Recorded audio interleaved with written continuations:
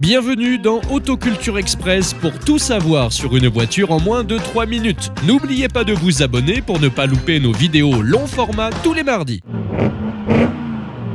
Avec la déferlante GTI, on pense un peu trop souvent à l'omniprésente Peugeot 205 GTI ou à l'initiatrice du mouvement, la Golf GTI. On oublie pourtant qu'une autre existait à l'époque, la Fiat Ritmo Abarth 130 TC. À sa sortie en 1983, c'était la plus puissante de toutes les petites sportives.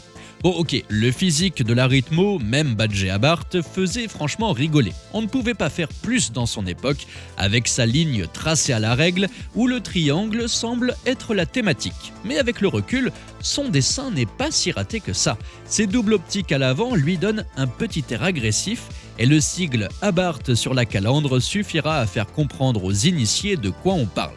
Sous le capot, on retrouve donc un Lampredi de 2 litres modifié par le sorcier Abarth qui donne toute sa saveur et son caractère à cette Ritmo. Et avec un tel moteur, me direz-vous, elle a dû exploser les compteurs de vente? Eh bien non, peu de clients ont vu plus loin que son physique disgracieux, tandis que les 205 et autres Golf ou Super 5 GT Turbo séduisaient les Golden Boys des années 80. En tout, seuls 13 158 exemplaires trouveront preneur en 5 ans de commercialisation de 1983 à 1987. Pourtant, côté performance, la Ritmo 130 TC revendiquait 195 km/h en vitesse maximale et le 0 à 100 en 8 secondes, tandis qu'une 205 GTI 105 de la même époque plafonnait à 190 km/h et faisait le 0 à 100 en 9 secondes 5.